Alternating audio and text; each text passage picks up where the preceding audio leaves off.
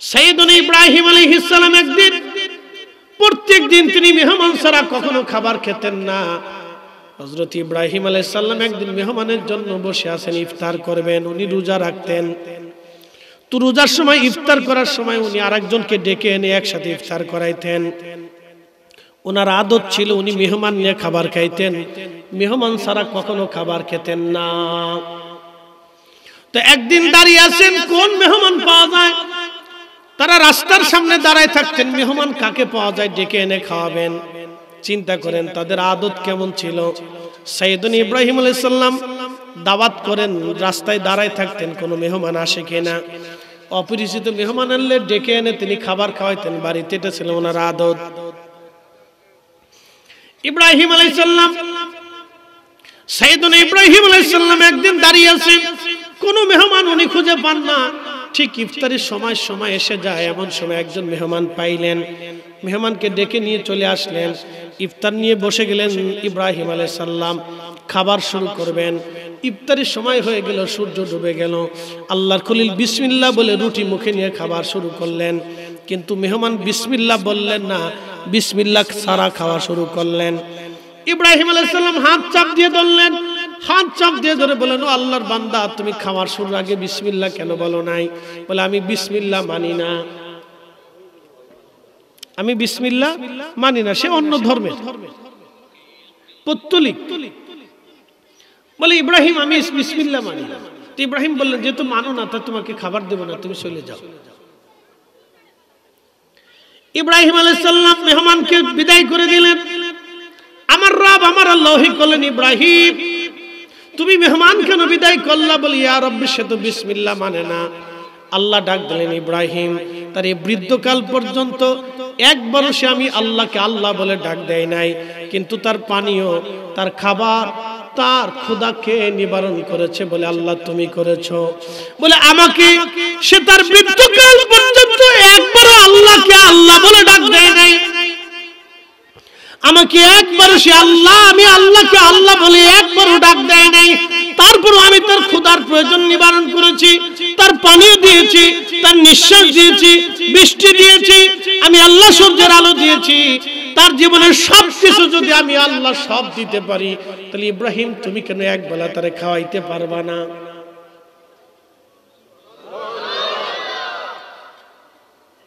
ইব্রাহিম আলাইহিস সালাম বলেন, আল্লাহ, ভুল হয়ে গেছে, আমি বুঝতে পারি না। ইব্রাহিম, যাও, মেহমান যেই হোক, যে ধর্মেরই হোক, বিসমিল্লাহ মানুক আর না মানুক, সে তো তোমার মেহমান, তুমি তারে খাওয়াও।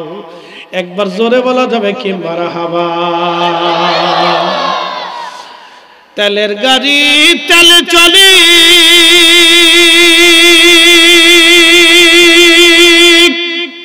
হাওয়ার গাড়ি হাওয়ায় উড়ে, বিনা তেলে চালাই গাড়ি নবী সুলাইমান। আমরা সেই মুসলমান, আমরা সেই মুসলমান।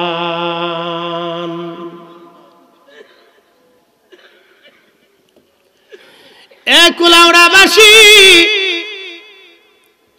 হযরত আলী রাদিয়াল্লাহু তাআলা আনহু শহীদ হয়ে যাবেন। তিনি, ওনাকে ছুরির আঘাত করা হলো, কর্ণের গোড়া দিয়ে ভিতরে ছিদ্র হয়ে গেল, রক্তক্ষরণ হয়, রক্ত পড়ে পড়ে দাড়ি ভিজে গেল। হযরত আলী রাদিয়াল্লাহু আনহু 3 দিন এইভাবে ছিলেন। 3 দিন তার কষ্ট হলো। 3 দিন পরে তিনি শহীদ হয়ে গেলেন। এক অন্ধ খ্রিস্টান মেয়ে, অন্ধ মেয়ে কুফার মসজিদের পাশে দাঁড়ায় কাঁদে, ও মুসলমান, বলো আমার খলিফাতুল মুসলিমিন দুনিয়াতে আছে না মারা গেছে? খুব মনোযোগ দিয়ে,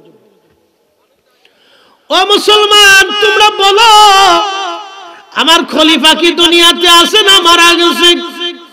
মুসলমানরা বলতেছে, হে খ্রিস্টান অন্ধ মেয়ে, তুমি খলিফা দিয়ে কি করবা বলো?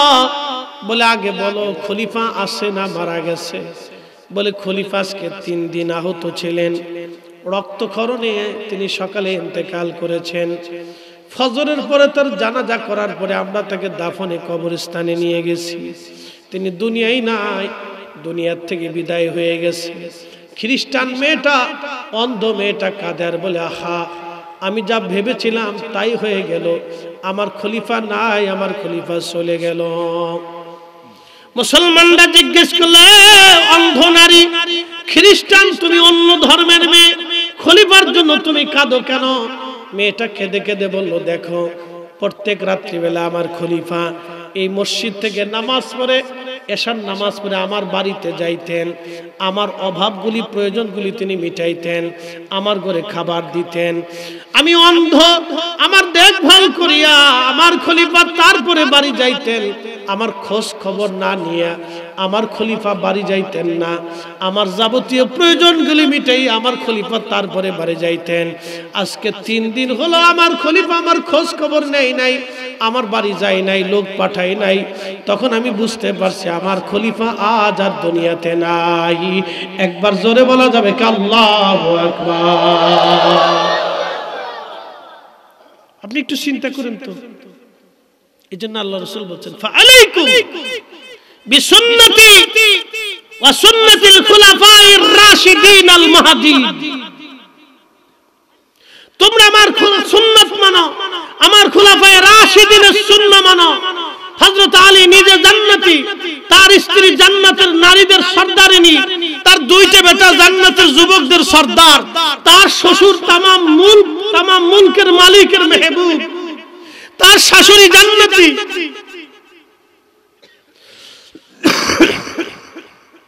তার পুরা ঘরটা জান্নাত, তার আত্মীয় স্বজন জান্নাতি, তার ছোট ভাইটা জান্নাতি, তার চাচা জান্নাতি, তার চাচি জান্নাতি, ভাতিজারা জান্নাতি, ভাগিনারা জান্নাতি। একসাথে বলবেন আল্লাহু আকবার।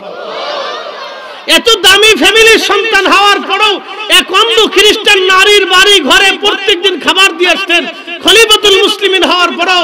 এজন্য আল্লাহর নবী বলতেন, সুলতানু জিল্লুল্লাহি ফিল আরদ, শাসক গোষ্ঠীরা হচ্ছে জমিনে আল্লাহর ছায়া। আল্লাহর ছায়া, আল্লাহ যেমন সবাইকে ছায়া দেয়, নিরাপত্তা দেয়, শাসকরা সবাইকে নিরাপত্তা দিবে। শাসকরা যদি জনগণের নিরাপত্তা দিতে না পারে, শাসক গোষ্ঠীরা যদি জনগণের খাদ্য নিরাপত্তা না দিতে পারে, বস্ত্রের নিরাপত্তা না দিতে পারে, তাদের অর্থের নিরাপত্তা না দিতে পারে, জীবনের নিরাপত্তা না দিতে পারে, তাদের সম্মানের নিরাপত্তা না দিতে পারে, মেয়েদের নিরাপত্তা না দিতে পারে, স্বাধীনতার নিরাপত্তা না দিতে পারে, ইজ্জতের নিরাপত্তা না দিতে পারে, তাহলে ওই শাসক গোষ্ঠী ধ্বংস হয়ে যায়। কথা বলেন ঠিক না বেটে?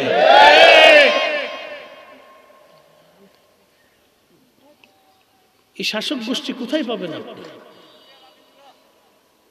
এই শাসক গোষ্ঠী শাহজালালি, আমিনী, 360 আউলিয়া, শাহপরান, শাহ মখদুম, খাজা বাবা আজমেরি, এদের জমানায় ছিল। অপ্রিয় মুসলমান, খুব মনোযোগ দিবেন। প্রিয় হাজিরিন, কি করে আমি আপনাদেরকে বুঝাবো, কোন ভাষায় বুঝলে যে আপনারা বুঝবেন, কিভাবে বললে যে আপনারা বুঝবেন? বলার তো ভাষা নাই। দিন দুপুরে মানুষ এখন খুন হয়ে যায়, কি কথা বলেন না কেন? অত্যন্ত কঠিন ভয়াবহ পরিস্থিতি, দিন দুপুরে ডাকাতি হয়। এরকম যদি পরিস্থিতি চলতে থাকে, আগামীর দিনগুলি আমাদের জন্য আরো অসহনীয় হয়ে যাবে। কথা বলেন ঠিক কিনা? এই জন্য বন্ধু, সহনশীল হতে হবে, দয়া আমাদের ভিতরে আনতে হবে। দয়া, দয়া। নবীজি বললেন, আমার উম্মত তোমরা দয়া করো, মানুষকে ইহসান করো, দয়া করো, দয়া করো। তোমরা প্রতিবেশীর ক্ষুধার্ত নিবারণ করো, যারা দুর্বল আছে তাদের ঘরে খাবার পৌঁছাও, যারা দুর্বল আছে তাদের ঘরে খাবার পৌঁছাও। আমার দেশে এই যে বললাম আপনাদেরকে একটা পরিসংখ্যান, লক্ষ লক্ষ ধনী আছে। যদি 68,000 ধনী, 68,000 ধনকুবের মালিক যদি তারা চিন্তা করে যে আমরা আমাদের অর্থ থেকে শুধু বাংলাদেশের 68,000 গরিব গ্রামে যত গরিব মানুষ আছে, অসহায় আছে, মধ্যবিত্ত দুস্থ আছে, যাদের রমজানে খুব কষ্ট হয়, আমরা তাদের জন্য খাবার বরাদ্দ করব, ইফতার বরাদ্দ করব। যদি সহনশীল খাবার, ইফতার তাদের ঘরে পৌঁছায়, তাহলে অন্তত আমার এই রমজান মাসটাও আমাদের দেশের দরিদ্র মানুষের একটু ভালো কাটে। কথা বলে ঠিক কিনা? কিন্তু দেয় না। দেয় দেয় না। কি দেয়? রমজান শেষ হয়ে গেলে ঈদের সময় আসে 150 টাকার লুঙ্গি, 200 টাকার পাঞ্জাবি, 300 টাকার 3 পিস নিয়ে আসে। এটার নাম হচ্ছে জাকাতের মার্কেট। আছে গুলিস্তানে, যদি আমার সাথে যান আমি দেখাই দিতে পারি জাকাতের মার্কেট। এই 150 টাকার লুঙ্গি এনে দিয়ে দেয়, মাসখানিক পরার পরে এই লুঙ্গি পেশাব করতে বসে নিজে ফাইডে ছিঁড়ে চলে গেছে। কথা ঠিক আছে না ভাই? এটা কি জাকাত না বাহানা? একসাথে বলেন, এটা কি জাকাত না বাহানা? বাহানা। আমার তো ছিঁড়া লুঙ্গির দরকার না, আমার পেটে খাবার দরকার। কথা ঠিক আছে না ভাই? আমার পেটে খাবার দরকার, আমার তো ছিঁড়া লুঙ্গির দরকার না। আমার তো ছিঁড়া লুঙ্গির দরকার না, আমার খাবার দরকার। এই জন্য রমজানের ভিতরে, রমজানের শুরুতে ধনীদের উচিত তাদের স্থানীয়ভাবে, তাদের এলাকা ভিত্তিক যত দরিদ্র মানুষ আছে বেঁচে গেছে নিজেরা উপস্থিত হয়ে খাবার পৌঁছাই দেওয়া। কথা ঠিক কিনা? এটা প্রত্যেক ধনীদের প্রত্যেক এলাকায় করা উচিত। তাহলে পরে আমাদের দেশের এই চুরি ডাকাতি এগুলো অনেক কমে যাবে। কারণ মানুষ চুরি ডাকাতি কিন্তু এমনিতে শখে করে না, বিপদে পড়েও অনেকে করে। আমাদের দেশের অনেক যুবকরা পথভ্রষ্ট হয়। কেন হয়? পিছনে কারণ আছে। তারা এখন কি হয়ে গেছে? বেকার হয়ে গেছে, নানানমুখী সমস্যায় পড়ে গেছে, অথবা সঙ্গমেলার পিছনে পড়ে গেছে, অথবা রাজনৈতিক কোনো কারণ হতে পারে। বিভিন্ন কারণে আমাদের যুবকরা ডাকাতি, চুরি ডাকাতি, খুন খারাপি, রাহাজানির ভিতরে চলে যাচ্ছে। এগুলি ফিরাইতে হলে আমাদের সম্মিলিতভাবে সবাইকে প্রচেষ্টা আনতে হবে। সবার খাদ্য নিরাপত্তা একবারে নিশ্চিত করতে হবে। কথা বলেন ঠিক কিনা? সবার ঘরের খাদ্য নিরাপত্তা নিশ্চিত করতে হবে, সরকারকে, রাষ্ট্রকে করতে হবে। সবার ঘরের খাদ্য নিরাপত্তা নিশ্চিত করতে হবে, তাহলে আমাদের দেশে এই সমস্যার সমাধানটা কমে আসবে। এই জন্য ধনীদেরকে উৎসাহিত করতে হবে। এই জন্য এলাকা ভিত্তিক ধনী যারা আছে তাদেরকে উৎসাহিত করতে হবে। এই জন্য আল্লাহ রাসূল যাকাতের প্রথা করেছিলেন, সদকার প্রথা করেছিলেন। এই জন্য আল্লাহর নবীর ব্যবস্থা এমন ছিল যে নবীজি কোনো বিষয়ে কোনো কিছু প্রয়োজন হলে ধনী সাহাবীদেরকে ডাকতেন, তোমরা দান করো, দান রাখো। দান জমা করত, জমা করার পরে আল্লাহর নবী সব গরিব সাহাবীদের মধ্যে এটা বেটে বেটে দিতেন। একসাথে বলবেন আল্লাহু আকবার। ফুলতুলি সাহেব কিবলা রাহমাতুল্লাহর বড় আওলাদ মুফতি সাহেব হুজুর, তিনি এই কাজগুলি করে থাকেন। কি কথা বলেন না কেন? বলেন, তিনি এই কাজ করে থাকেন। আল্লাহু আকবার বলেন না, না জোরে বলেন আল্লাহু আকবার। এই কাজগুলি উনি করে থাকেন। আল্লাহ ওনার হায়াতে আরো বরকত দান করুক, বলেন আমিন। এগুলির দরকার সবার, শুধু ওনার না, বাংলাদেশের সব পীর মাশায়েখদের এটা প্রয়োজন ছিল। কি কথা ঠিক আছে না ভাই? সব পীর মাশায়েখ, সব রাজনৈতিক দলের এটা দরকার ছিল। নির্বাচনের সময় এসে 3 বছর 10 বছর দেখা হয় না, শাশিরে ধরে ধরে গেছে, শাশি তুমি আমার মার মতো, শাশি শাশিরে ধরে ধরে গেছে, শাশি তুমি আমার মার মতো, শাশি তোমার দেখতে আমার মার মতোই দেখা যায়। শাশি এই যে 1000 টাকা দিলাম কিছু কিনে কেটে খেয়ে, 10 বছর পরে আইছে, 10 বছরের ভিতর শাশির আর খবর নাই। কি কথা কন না কেন? 10 বছরের ভিতরে শাশির খবর নাই, 10 বছরের ভিতরে শাশির খবর নাই। প্রত্যেক রাজনৈতিক দলের ব্যক্তিদের উচিত ছিল নিজেরা মাথায় করে নিয়ে বাড়ি বাড়ি খাবার পৌঁছায় দেওয়া। দল থাকুক আর না থাকুক, রাজনীতি হোক বা না হোক, যার অর্থ আছে, ধনী আছে, তার উচিত ঘরে খাবার পৌঁছানো। গরিব মানুষের বাড়ি খাবার পৌঁছাইলে আমার দেশে চুরি ডাকাতি এগুলি, এই রাহাজানি এগুলি হয়ে হবে না, এগুলি কমে যাবে। কথা বলেন ঠিক কিনা? কিন্তু তা দেবে না কেউ, তা দিবে না। নামাজ হয়ে গেছে রাজনৈতিক নামাজ। বলে হুজুর এটা আবার কেমন? নির্বাচন আসার আগে টুপি একটা মাথায় দেয়, বাপরে বাপ, পেশাব করে পানি লোক আর লোক মসজিদে ঢুকে ঠিকই নামাজ পড়ে। ওযু থাক আর না থাক, মসজিদে ঢুকে ঠিকই নামাজ পড়ে। বাপরে বাপ, দেখে আমি খুব নামাজি। শয়তানে হাসে আর কয়, বাপরে বাপ, তুই এই সামান্য একটু বোর্ডের লেগে কি সিটারি শুরু করছিস? তুই তো আমার সাথে বড় সিটার। কি কথা কর না কে? ঠিক আছে না ভাই? শয়তানে চিন্তা করে যে আমার সাথে বড় সিটার।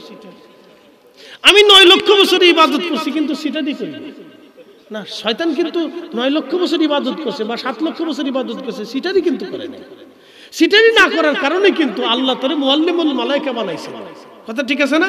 সিটারি তো পরে এসে করবে, ঠিক আছে না? সিটারি তো শেষে এসে করবে, কিন্তু বাকি 7 লক্ষ বছর কিন্তু সিটারি করে না। শয়তানে চিন্তা করে, বাপরে বাপ, তোরা 60 বছরের জিন্দেগি ভাই কত বড় সিটার হইছিস। চিন্তা করে তো যে কাজ আমাদের করার দরকার আমরা সেটা আঞ্জাম দিতে পারতেছি না। আল্লাহু আকবার, আল্লাহু আকবার। আল্লাহ কবুল করুক, সকলে বলে না আমিন। অনেকে খালি মঞ্চ পেয়ে ফটর ফটর করবো, চিল্লা ফাল্লা করবো, কিন্তু কাজের বেলায় নেই। ওদের কাজ আঞ্জাম দিতে হবে। এই জন্য আমাদের খাদ্য নিশ্চিত করতে হবে, আমাদের প্রতিবেশীদের খাদ্য নিশ্চিত করতে হবে, আমাদের আত্মীয় স্বজনদের খাদ্য নিশ্চিত করতে হবে। কিছু না কিছু তাদেরকে দিয়ে সাহায্য করতে হবে। যাদের দারিদ্রতা আছে তাদের ঘরে খাবার পৌঁছায় দিয়ে আসতে হবে, প্রকাশ্যে না দেয়। এমনও মধ্যবিত্ত বাংলাদেশে আছে যারা ভালো ইফতার পারে না, অসুবিধা আছে, মনে হয় যে সে ভালো চলতেছে, কিন্তু তার অনেক অসুবিধার ভিতরে আছে। আসে না ভাই? আছে। আমি গত বছর মাহে রমজানে এরকম আমি বাটি, আল্লাহ আমার তৌফিক দেয়, তা আমি জানতাম না যে আমার গ্রামে এরকম। তো দিতে দিতে দিতে দিতে দেখি শেষই হয় না। বললাম কারণ কি? মানুষের পরিস্থিতি এরকম হয়ে গেছে। তো প্রিয় উপস্থিতি, এগুলো আমাদের করার দরকার। প্রত্যেক ধনীরা ৬৮,০০০ ধনী, প্রত্যেক ৬৮,০০০ ধনী যদি চিন্তা করে, এটা সরকারের দায়িত্ব। সরকার ইচ্ছা করলে প্রত্যেক শিল্পপতি যারা আছে তাদেরকে উদ্বুদ্ধ করতে পারে, পারে না ভাই? কোনো ব্যাপার না তো। বাংলাদেশের সেনাবাহিনী পড়ে রয়েছে, বিজিবি পড়ে রয়েছে, হাজার হাজার সেনা সদস্য পড়ে রয়েছে, যাদেরকে রমজানে যদি আপনি দিয়ে দেন এই অর্থগুলি, তারা নিজেরা বেটে বেটে পৌঁছাবে। কথা ঠিক আছে না ভাই?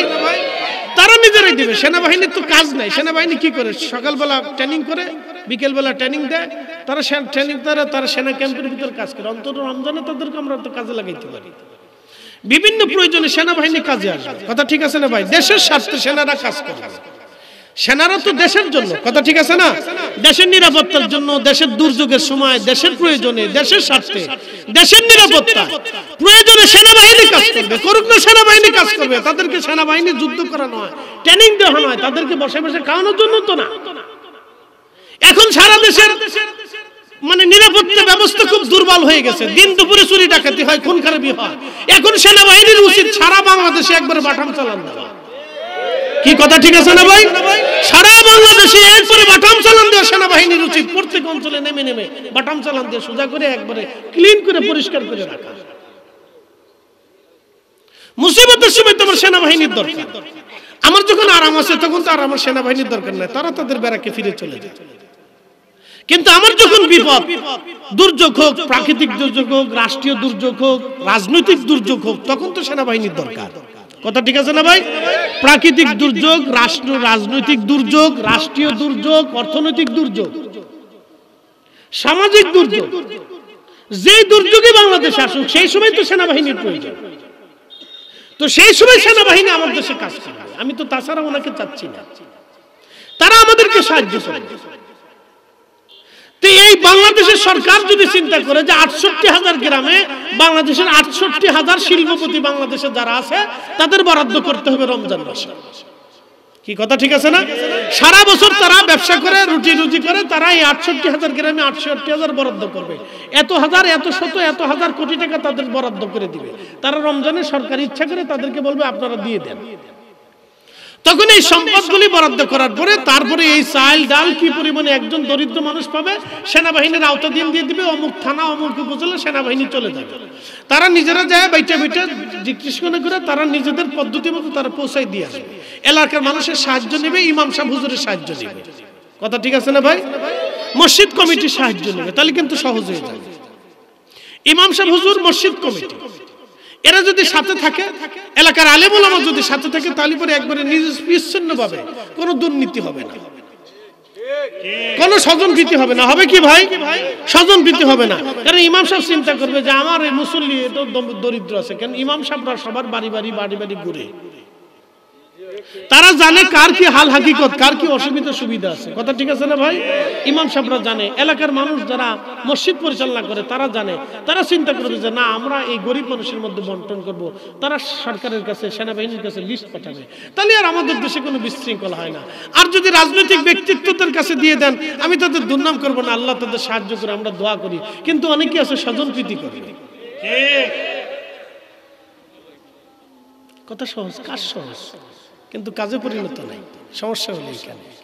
কিন্তু সরকার দিক বা না দিক, আমাদের কাজ আমাদের চালাইতে হবে। কথা ঠিক আছে না ভাই?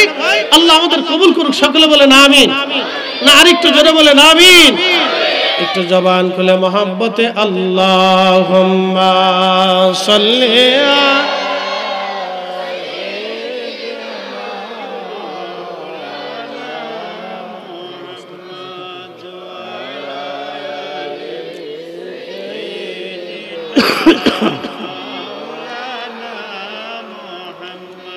Allahumma salli ala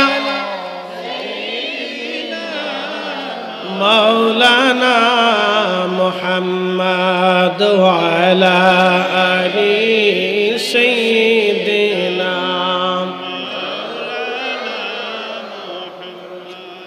Tumi Allah'r pyara habib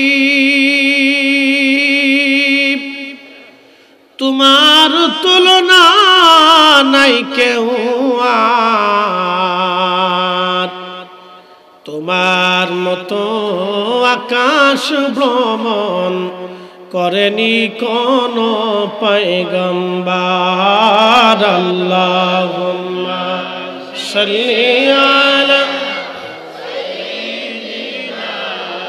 মাওলানা মুহাম্মদ ওয়া আলা আলি সাইয়্যিদিনা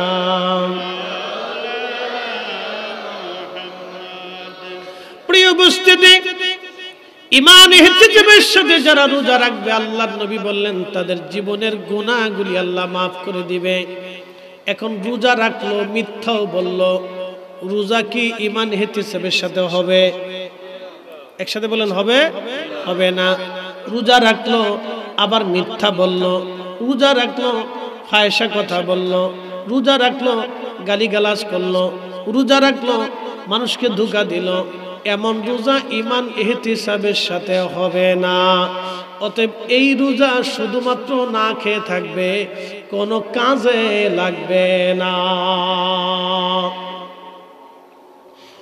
এই জন্য আল্লাহর নবী বলেন আমার উম্মত রমজানের রোজা পাইলো কিন্তু নিজের জীবনের গুনাহ maaf করাই নিতে পারলো না সে ধ্বংস হয়ে যাক রমজানের রোজা পাইলো কিন্তু নিজের জীবনের গুনাহ maaf করাই নিতে পারলো না সে ধ্বংস হয়ে যাক সে কপাল পোড়া বদনসিব সে ধ্বংস হয়ে যাক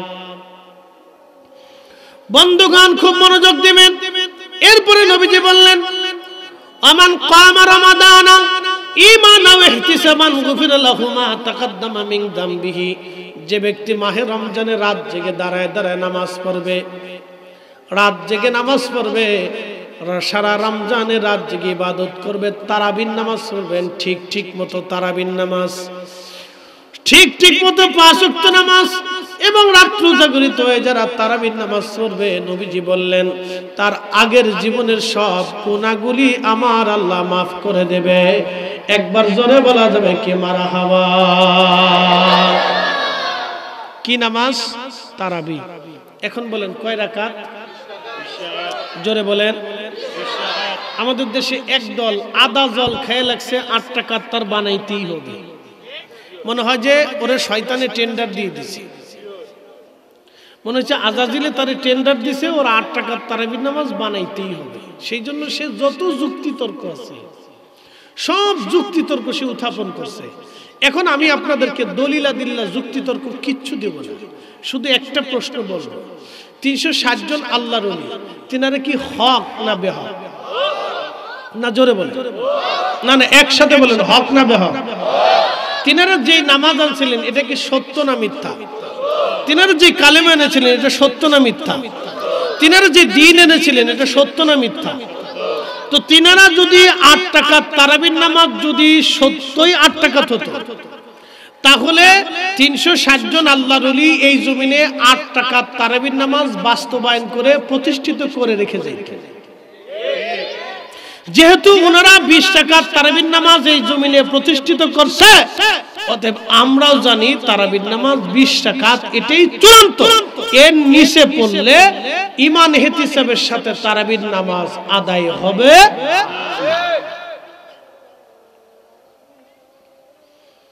যদি কেউ 8 রাকাত তারাবি পড়ে তাহলে ঈমান ইহতিসাবের সাথে তারাবির নামাজের হক আদায় হবে না। জোরে বলেন আদায় হবে না। জোরে বলেন আদায় হবে না। কেউ যদি এই 8 রাকাত তারাবির নামাজ বানায় না তো তার ঈমান ইহতিসাবের সাথে তারাবির নামাজের হক আদায় হবে না। অতএব যেহেতু নামাজ আদায় হবে না সেহেতু গুনাহ মাফ হওয়ার কোনো সম্ভাবনাও নাই। অতএব তারাবির নামাজ 20 রাকাতই চূড়ান্ত। 360 জন আল্লাহর ওলি 20 রাকাত চূড়ান্ত করেছে।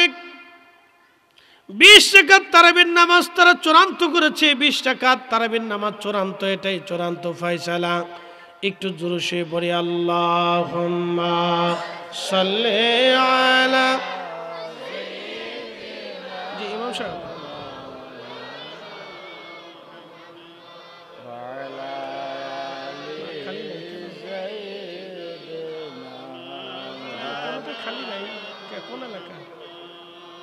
আল্লাহুম্মা সাল্লি আলা। আচ্ছা তো কালকে কথা বলবো।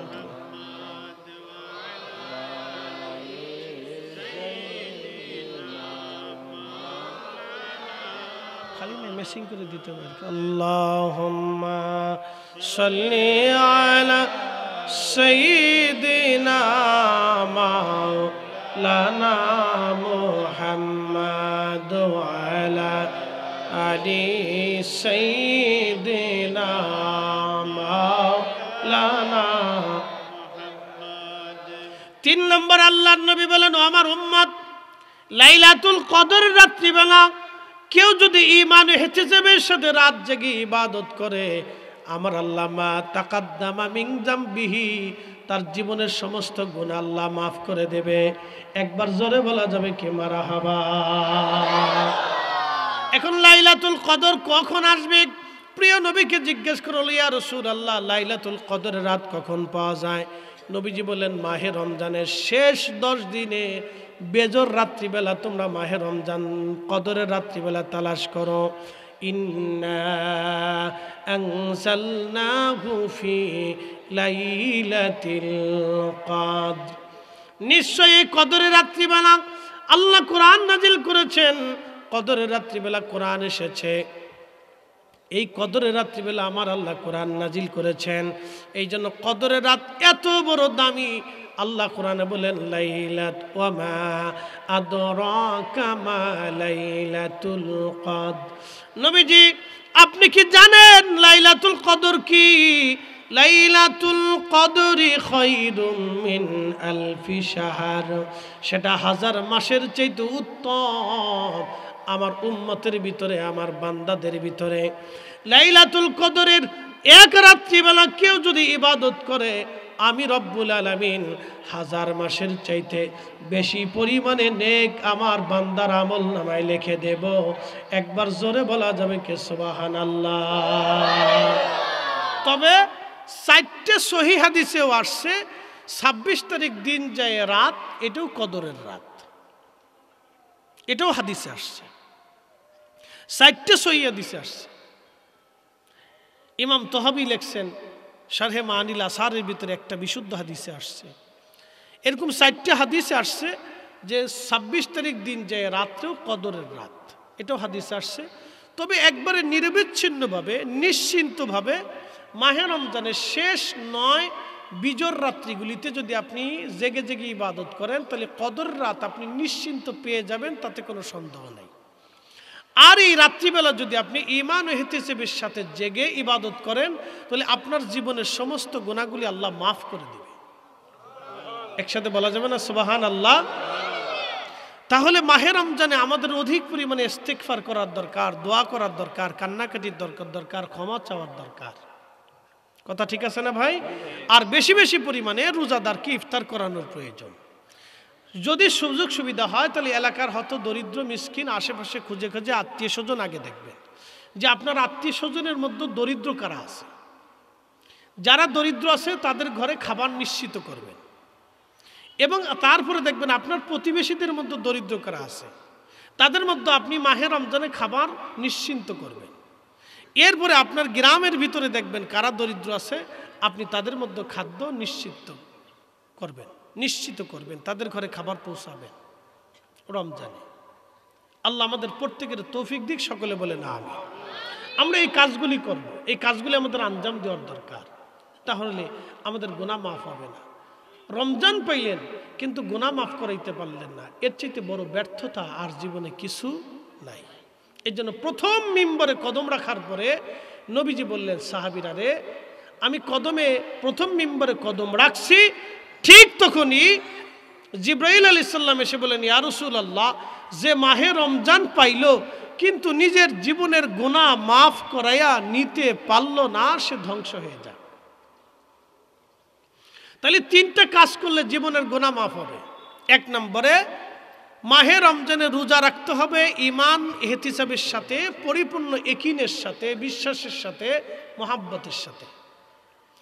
এই মাহে রমজানে রোজা রেখা মিথ্যা বলা যাবে না, ফায়সা কথা বলা যাবে না, গীবত করা যাবে না, শেকায়ত করা যাবে না, তহমত দেওয়া যাবে না, অন্যের ত্রুটি বিচ্যুতি খোঁজা যাবে না, মারামারি হানাহানি করা যাবে না, কারো সম্পদ মারা যাবে না, হালাল খাদ্য খেতে হবে, হারাম রুটি রুজি করা যাবে না, অন্যকে ঠকানো যাবে না।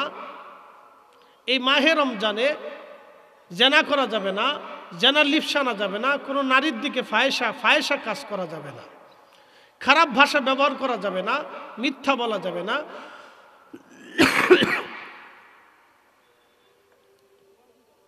এই কাজগুলি আপনি যদি করতে পারেন তাহলে রমজানের রোজাগুলি ঈমান ইহতিসাবের সাথে হবে। 2 নম্বর, তারাবির নামাজ আপনাকে দাঁড়াইতে হবে টাইম টু টাইম, সুন্দর মতো তারাবির নামাজ ঈমান ইহতিসাবের সাথে 20 রাকাত আদায় করতে হবে, এবং রাত জেগে সম্ভব হলে ইবাদত করতে হবে, তাহাজ্জুদ নামাজ পড়তে হবে। যদি তা সম্ভব হয় আপনি রাত জেগে কোরআন শরীফ তেলাওয়াত করতে পারেন, আর কিছু আর নওয়াফিল অতিরিক্ত ইবাদত করতে পারেন, তাহলে আপনার জীবনের আগের গুনাহগুলি মাফ হয়ে যাবে। আর কদরের রাত্রিবেলা যদি আপনি পেয়ে যান তাহলে মাহে রমজানের শেষ 10 দিনের বেজর রাত্রিবেলা, বিশেষ করে 26 তারিখ দিন যায় রাত, এটাও যেহেতু বিশুদ্ধ হাদিসে এসেছে, অতএব এই রাতটাকেও ছোট করে দেখার কোনো সুযোগ আমাদের হাতে নাই। অতএব এই রাতগুলিতে ঈমান ইহতিসাবের সাথে জাগতে হবে, ইবাদত করতে হবে খুব ইয়াকিনের সাথে। পটকা ফোটানো যাবে না, ঘোরাঘুরি করা যাবে না। আমাদের দেশে বরাতের রাত আসলে আর কদরের রাত আসলে পটকা ফুটায়, ঘোরাফেরা করে, ফেসবুক টিপে, গল্প গুজব করে, এই কোনায় বিড়ি খায়, ওই কোনায় চা খায়, ওই কোনায় পান খায়, ঘুরে গেড়ে বেড়ায়, বা সারা রাত ঘুরে গেড়ে বেড়ায় কদর পালন করছে, সারা রাত ঘুরে গেড়ে বেড়ায় কদর পালন করছে, বরাত পালন করছে, মনে করছে বিরাট বড় নেকির কাজ করে ফেলছি। শয়তানে হাসে আর কয়, ওরে সিটার,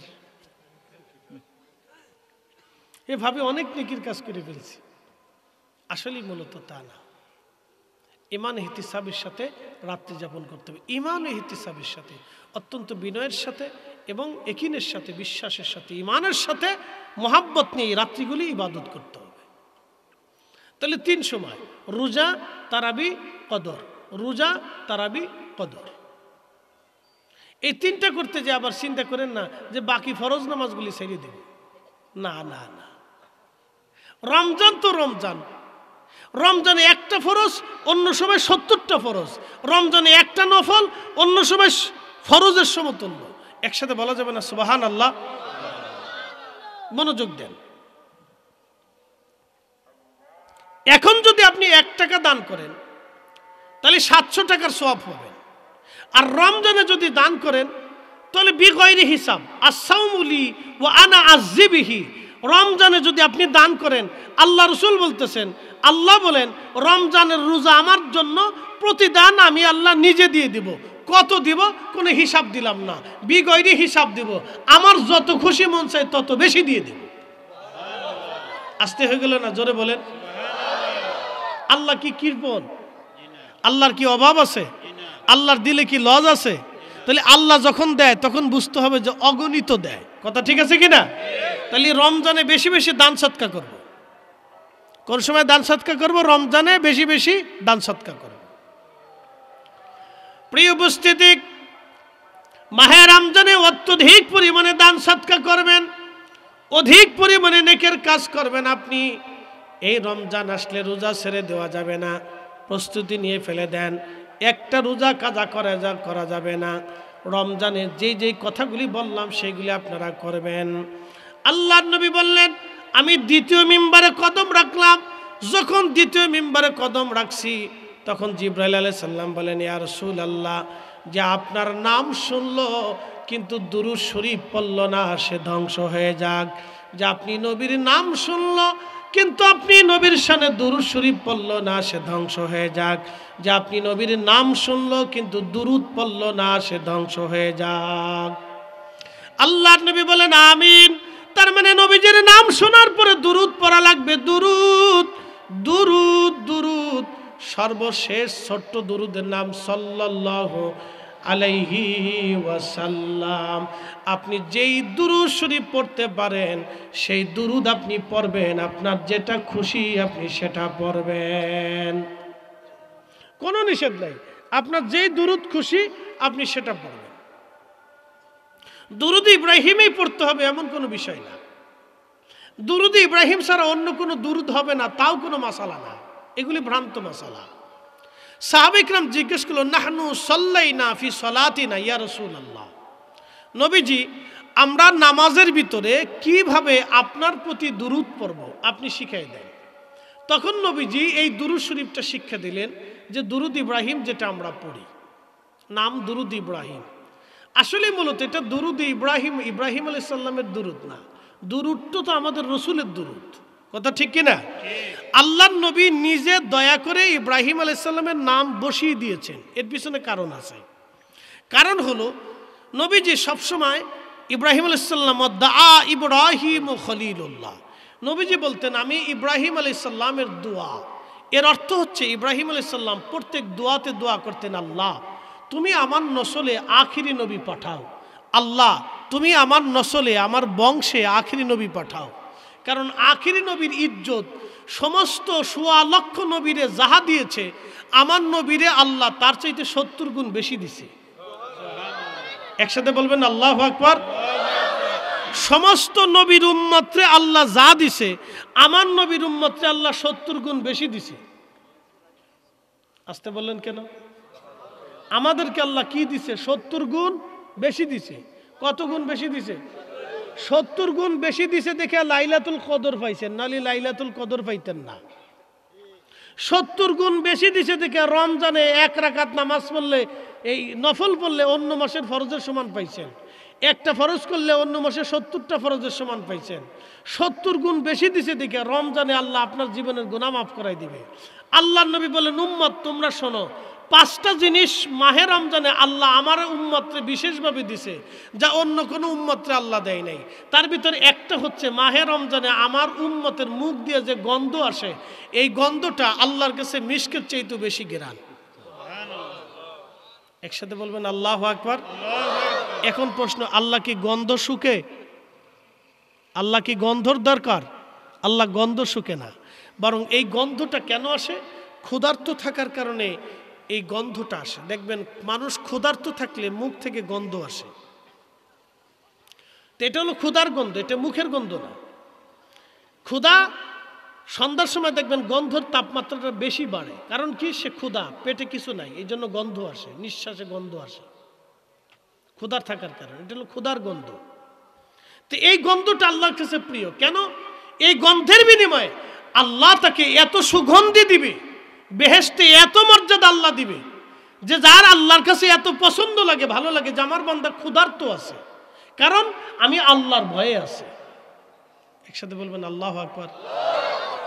রোজা কি পুলিশের ভয়ে রাখেন? কাউকে দেখানোর জন্য রাখেন? কার জন্য রাখেন?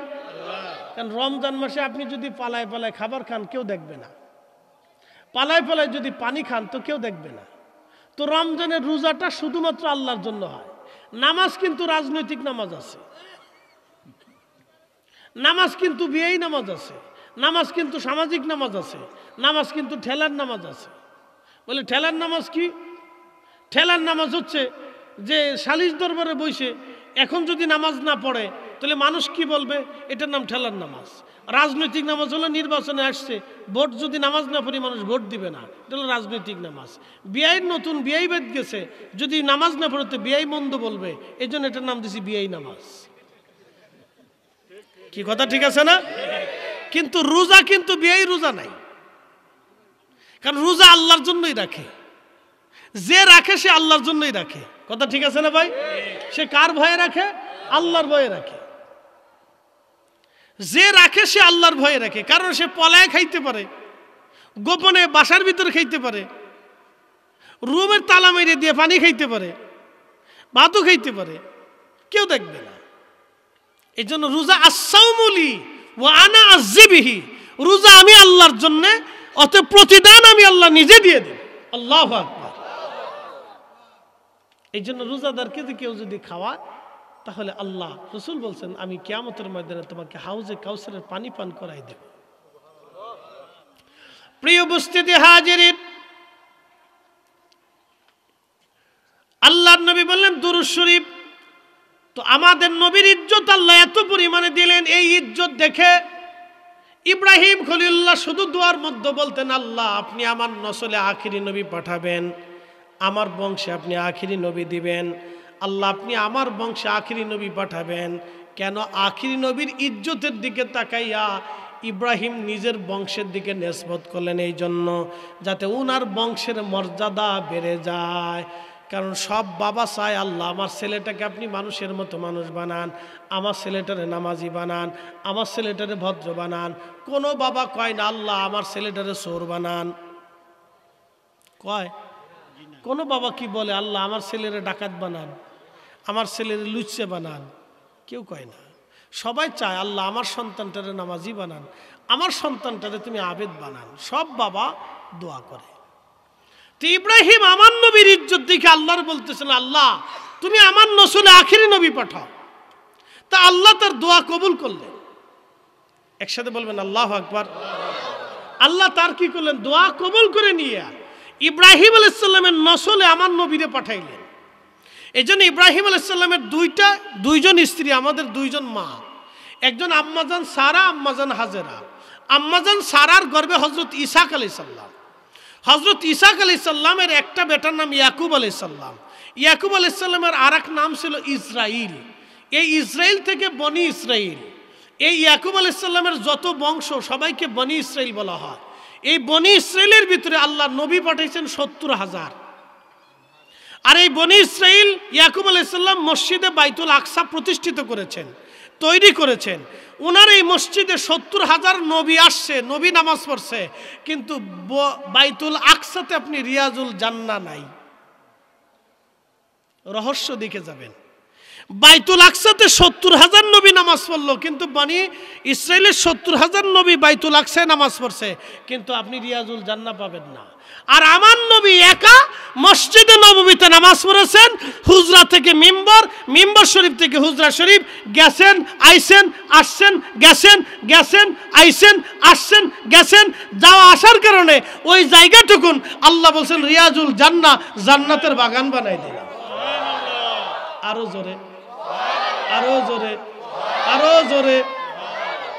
তাহলে ইব্রাহিম আলাইহিস সালাম দিয়ে কি আমার নবীর দাম বাড়লো, না আমার নবী দিয়ে ইব্রাহিমের দাম বাড়লো? আমার নবী দিয়ে ইব্রাহিম আলাইহিস সালামের দাম বাড়লো। এই জন্য দুরুদ ইব্রাহিম না, এই দুরুদ আমার নবীর দুরুদ। কিন্তু নবীজি নিজে তিনি কৃতজ্ঞতা স্বরূপ মিল্লাতের বাবা তার জন্য দোয়া করতেন বিধায় নবীজি তার পিতা ইব্রাহিম আলাইহিস সালামের নাম দুরুদের মধ্যে লিখে দিয়ে স্মরণে রেখে দিয়ে গেলেন। একসাথে বলবেন আল্লাহু আকবার। নবীজি নিজে লিখে দিয়ে গেছেন, আল্লাহ রসুল নিজে লিখে দিয়ে গেছেন। ইব্রাহিম আলাইহিস সালামের নাম উম্মতের মধ্যে স্মরণে দিয়ে গেলেন, যাতে সবসময় তোমরা তারে স্মরণ করো। এটা হলো হিকমত। এটার উল্টে জগা খিচুড়ি বানাইয়া আমরা একবারে এমন ভাবে নিছি যে এই দুরুদ ছাড়া আর কোনো দুরুদ পড়াই যাবে না। বিরাট বড় বিখ্যাত হুজুর মুহাদ্দিসে আজম,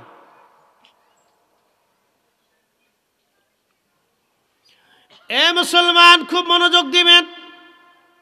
আল্লাহর নবী বলেন উম্মতরিক আমার নাম যে শুনলো কিন্তু দুরূদ শরীফ পড়ল না, সে ধ্বংস হয়ে যাক, সে ধ্বংস হয়ে যাবে। এই জন্য সবচেয়ে ছোট্ট দুরূদ আমরা যেটা পড়ি সাল্লাল্লাহু আলাইহি ওয়াসাল্লাম। জোরে বলেন সাল্লাল্লাহু আলাইহি ওয়াসাল্লাম। আমরা এই দুরুদটা নবীজির নাম শোনার পরে আমরা তেলাওয়াত করি, যদি না পড়েন তাহলে ধ্বংস অনিবার্য। এই জন্য দুরুদ পড়া লাগবে। দুরুদের মর্যাদা ছোট করে দেখলে হবে না। কথা কন না কে, ঠিক কিনা?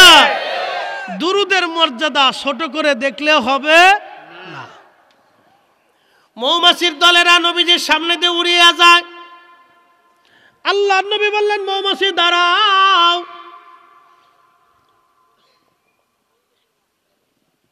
তো মৌমাছি নবীজির সামনে এসে গুনগুন করে সালাম দিতেছে, আসসালাতু ওয়াসসালামু আলাইকা ইয়া রাসূলুল্লাহ, আসসালাতু ওয়াসসালামু আলাইকা ইয়া হাবিবাল্লাহ। নবীজি ডাক দিয়ে বলেন, মৌমাছি বলো মধু কেমনে বানাও?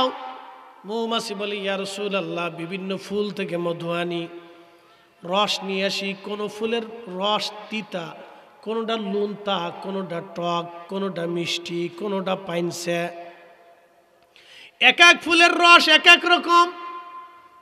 হুজুর সমস্ত রসগুলি সংগ্রহ করে এনে চাকের মধ্যে জমা করে রাখি, ইয়া রাসূলুল্লাহ, মধু মধু হয় না।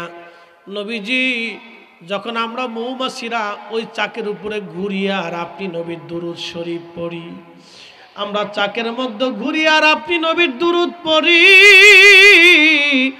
ওই দুরূদের কারণে আমার আল্লাহ, আমার রব মধুকে মধু বানায়া দেয়। একসাথে বলেন আল্লাহু আকবার। এই মধুটাকে আল্লাহ বলেন আশ-শিফাউল লিন-নাস। কুরআনে আল্লাহ বলেন আশ-শিফাউল লিন-নাস। এই মধু হলো মানুষের জন্য শেফা, মানুষের জন্য শেফা। সুনান ইবনে মাজার ভিতরে এসেছে, আল্লাহর নবী বললেন, ও আমার উম্মতেরা, হাতের তালুর মধ্যে মধু ঢেলে নিয়ে তোমরা চেটে চেটে যদি তোমরা খাও, তাহলে আমার রব, আমার আল্লাহ নিরাঠিন কঠিন রোগ থেকে তোমাকে বাঁচাবে। কেমনে খাবেন? হাতের তালুতে ঢেলে চেটে চেটে খাবেন। প্রত্যেক মাসে অন্তত একবার, সপ্তাহে একবার, নাহলে প্রত্যেক দিনে একবার হাতের চালুর মধ্যে মধু ঢেলে চেটে চেটে খাবেন। আর শিফাউল লিন-নাস, আল্লাহর ভাষা।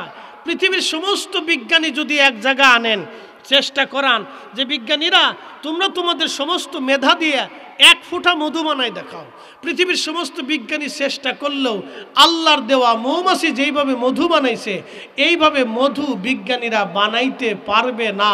এটাই আমার আল্লাহর কুদরত, এটাই আমার আল্লাহর শক্তি। আল্লাহর শক্তির কাছে বিজ্ঞানীরা অসহায়।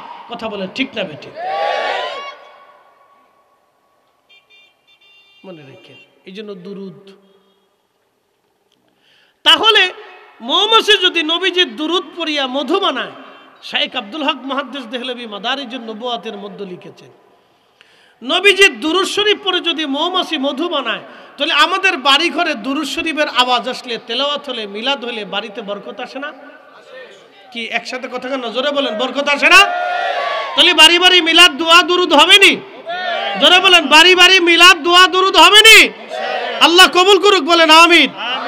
বরকতের জন্য পড়বেন, পড়লে আপনার লাভ, না পড়লে আপনার লস।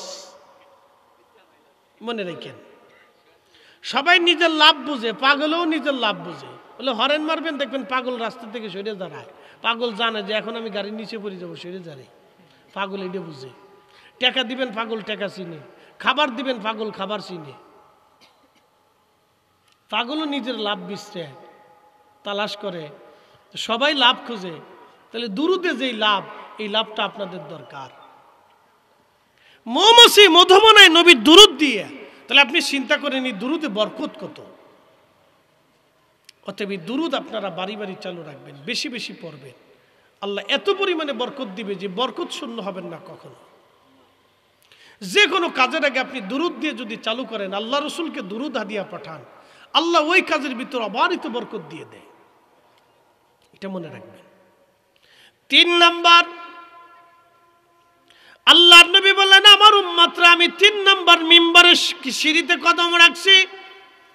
জিবরাইল এসে বলেন, ইয়া রাসূলুল্লাহ, কেউ তার পিতা মাতা পাইল কিন্তু বাবা মার খেদমত করে জান্নাত নিতে পারল না। যে তার বাবা মা পাইল কিন্তু খেদমত করে জান্নাত নিতে পারল না, সে ধ্বংস হয়ে যাক। যে তার বাবা মা পাইল কিন্তু খেদমত করে জান্নাত নিতে পারল না, সে ধ্বংস হয়ে যাক। আল্লাহর নবী দোয়া করে বলেন আমিন।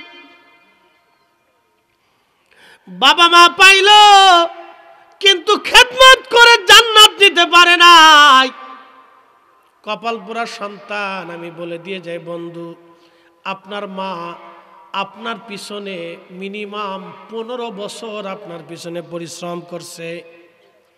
একবারে এসএসসি পরীক্ষা দেওয়া পর্যন্ত আপনার মা আপনার 3 বেলা রান্না করে আপনারে খাওয়াইছে। কি কথা ঠিক আছে না ভাই? একবারে এসএসসি পর্যন্ত ধরলাম, আমি বাকিটা ধরলাম না, ধরেন আর কি, বাকিটাও করছে মা কিন্তু ধরলাম না, আমি এসএসসি পর্যন্ত ধরলাম। তো একটা ছেলে 15 বছরে এসএসসি পরীক্ষা দেয়, ঠিক আছে না ভাই? 15-16 বছরে সে এসএসসি পরীক্ষা দেয়, অথবা 17 বছরই ধরেন, তা আমি 15 বছরই মাস্ট সর্বনিম্ন হিসাবে ধরলাম। তো একটা মা 15 বছর 3 বেলা আপনাকে রান্না করে খাওয়াইছে, 5 বছর পর্যন্ত আপনার পায়খানা পেশাব মা পরিষ্কার করছে, 5 বছর পর্যন্ত মা আপনাকে কোলের মধ্যে নিয়ে ঘুম পাড়াইছে, আপনার বিছানা ঠিক করছে, আপনার কাপড় চোপড় মা ধুয়ে দিয়েছে, আপনার বিছানা ঠিক করে দিয়েছে, কখন ঘুম থেকে উঠবেন, কখন ঘুম থেকে বের হবেন, আপনার মা আপনার তদারকি করেছে। 15টা বছর মা আপনার পিছনে ছায়ার মতো লেগে রইল, আপনি মায়ের 15 দিনও কাপড় ধুয়ে দেন নাই। বলেন কি? জোরে বলেন, জোরে বলেন। আপনি মায়ের 15 দিনও কাপড় ধুয়ে দেন নাই, 15 দিনও মাকে রান্না করে খাওয়ান নাই, 15 দিন আপনি মার বিছনা ঠিক করে দেন নাই, 15 দিনও মার ঘরটা পরিষ্কার করেন, অথচ 15 বছর আপনার ঘর মা পরিষ্কার করছে। আপনি বিনিময়ে কিচ্ছু করেন না, আপনি হিসাবে দিয়ে দিলাম। যান তাফাক্কুর করেন, আজকে রাত্রি তাফাক্কুর করবেন, চিন্তা করবেন, আজকে রাত্রি চিন্তা করবেন। আমি আপনাকে চিন্তা দিয়ে দিলাম যে আল্লাহ রসুল বললেন, জিব্রাইল বললেন ইয়া রাসূলুল্লাহ, আপনি শুনেন, যে পিতা মাতা পাইল কিন্তু খেদমত করে বেহেশত নিতে পারল না, সেই উম্মত যেন ধ্বংস হয়ে যায়। নবীজি দোয়া করে বলেন আমিন। নবী আমিন বলা মানে কবুল হয়ে গেছে। বাবা মা পাইছেন কিন্তু খেদমত করে বেহেশত নিতে পারলেন না, আপনার মতো নাফরমান কপাল পোড়া আর দুনিয়াতে কেউ নাই। কথা ঠিক আছে কিনা? মনে রাখবেন এই হাদিস, সারা জীবন মনে রাখবেন এই হাদিস, সারা জীবন মনে রাখবেন এই হাদিস, সারা জীবন মনে রাখবেন এই হাদিস।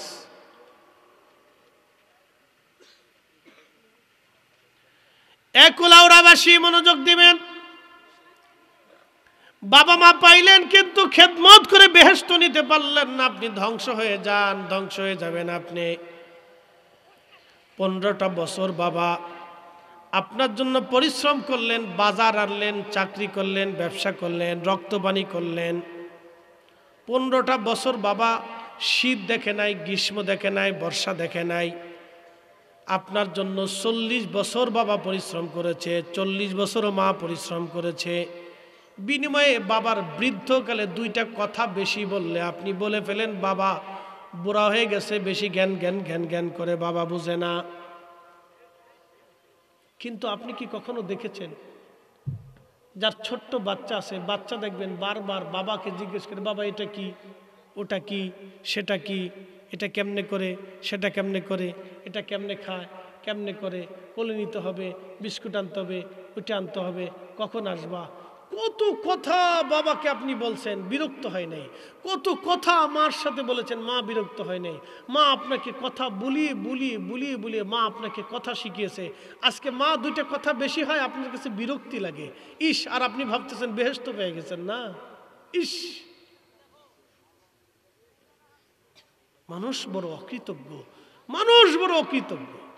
কুকুরকে খাওয়াবেন, ও বেঈমানি করে না, কিন্তু মানুষ বেঈমানি করে। কথা কর না কেন? আপনি বিড়ালরে খাওয়ান, ও বেঈমানি করে না, কিন্তু মানুষ বেঈমানি করে। গরুরে খাওয়ান, ও বেঈমানি করে না, কিন্তু মানুষ বেঈমানি করে। আপনি বাঘেরে এনে আদর করে ছোট্টকাল থেকে লালন করবেন, বাঘ আপনার সাথে বেঈমানি করবে না, কিন্তু মানুষ বেঈমানি করে। কি কথা কর না কেন? জোরে বলেন। আরে বাঘে সিংহেও বেঈমানি করে না। একটা ছোট্ট সিংহের বাচ্চা এনে আপনি লালন পালন করেন, আপনার সাথে বেইমানি করবে না। মানুষ বেইমানি করে, মানুষ এই জন্য তার শাস্তি বেশি। তাকে নসিহত করার জন্য কত ওলি, কত বুজুর্গ, কত নবী আসছে, কত উলামা ফুদালা তাদেরকে নসিহত করলো। এত ওয়াজ আমরা মানুষকে শোনাইলাম, কোটি কোটি মানুষ আমাদের ওয়াজ শুনে, হাজার হাজার মানুষ আমাদের ওয়াজ শুনে, অনলাইনে কোটি কোটি মানুষ আমাদের ওয়াজ শুনে, কোটি কোটি মানুষ, মিলিয়ন মিলিয়ন মানুষ ওয়াজ শুনে।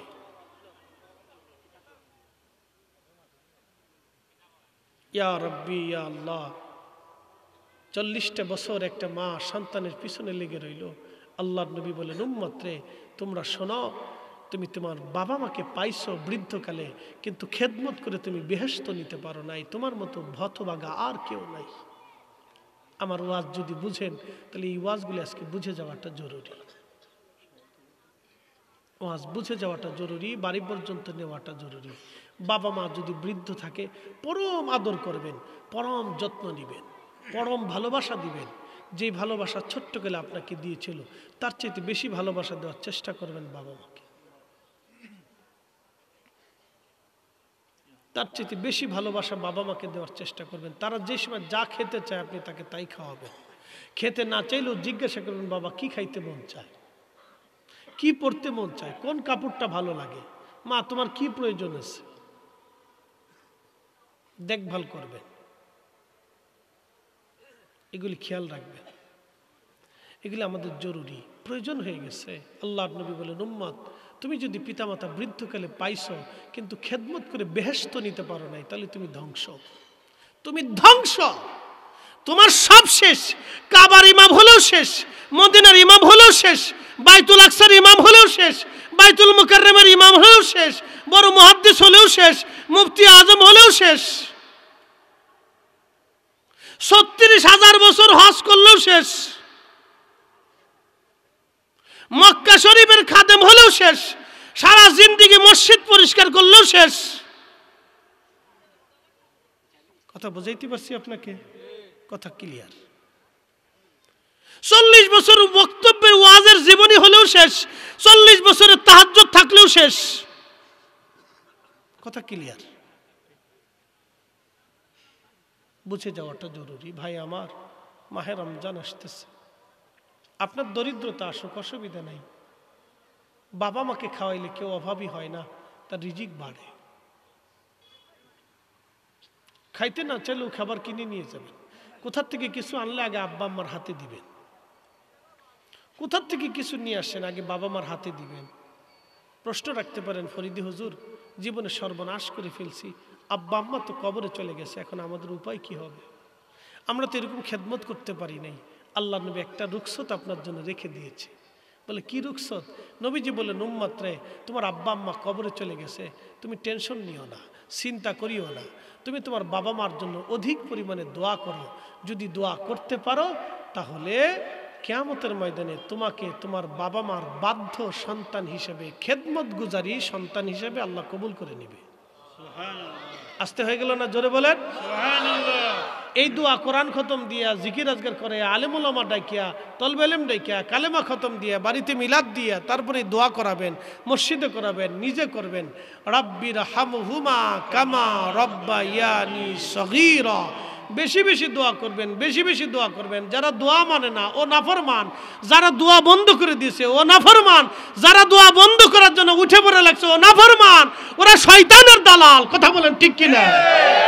ওরা মুসলমানকে ধ্বংস করার জন্য আসছে, মুসলমান ধ্বংসের করার জন্য আসছে। ওরা নাফরমান, ওরা শয়তানের কাজ আঞ্জাম দিতেছে। আপনাদেরকে শক্ত হতে হবে, শক্ত হতে হবে। কথা বলেন ঠিক না বেটে? মজবুত হতে হবে আপনাদেরকে ঈমানের বলে। মুসলমান ধ্বংস করার জন্য আসছে তারা। এমনি এদেশের কোটি কোটি মুসলমানের বাবা মার খেদমত নাই, আছে ভাই? দেখাইতে পারবেন? কোটি কোটি ছেলে বাবা মার খেদমত করে না, কোটি কোটি কোটি কোটি নাই, খেদমত নাই। আমি যেই সূত্রে বলছি, এই খেদমত আছে নাই। হযরত ওয়াস আল কারনী নিজের মারে কাঁধে করে নিয়ে সারা দুনিয়া ঘুরতেন, নিজে মা রান্না করতেন, মা অন্ধ ছিল, মাকে পিঠে করে নিয়ে ঘুরতেন। সন্তানকে যেমন মা পিঠে করে নিয়ে ঘুরতো, ওয়াস আল কারনী মাকে পিঠে করে নিয়ে ঘুরতেন, মাকে পিঠে করে নিয়ে ঘুরতেন, মাকে পিঠে করে নিয়ে ঘুরতেন। নিজে রান্না করতেন, মাকে খাওয়াইতেন, মারে গোসল করাইতেন, মার বিছনা ঠিক করাই দিতেন, মারে ঘুম পাড়াইতেন, মার মাথায় তেল দিয়ে দিতেন, চুল আশ্রয় দিতেন। একটা সন্তানকে মা যেইভাবে লালন করতো ওয়াস আল কারনী তার মাকে সেইভাবে লালন করতো।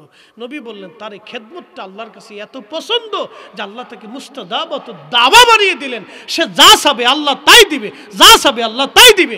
একসাথে বলবেন আল্লাহু আকবার। তা আমরা কি এরকম খেদমত বাবা মাকে দিতে পারছি? তো দোয়াটাও যদি দিতে না পারি তাহলে এর চাইতে বড় নাফরমান আর কি হতে পারে? কথা বলেন ঠিক কি না? তাহলে দোয়া দিতে হবে। কি জোরে বলেন কি দিতে হবে? দোয়া। জোরে বলেন কি দিতে হবে? দোয়া। জোরে বলেন কি দিতে হবে? দোয়া। আল্লাহ কবুল করুক, সকলে বলেন আমিন। আওয়ালাদিন সালিহিন ইয়াদউ লাহু, নেক সন্তানের দোয়া বাবা মার কবরে পৌঁছায়। নেক সন্তানের দোয়ার কারণে বাবা মার কবরকে আল্লাহ উজালা বানায় দেয়।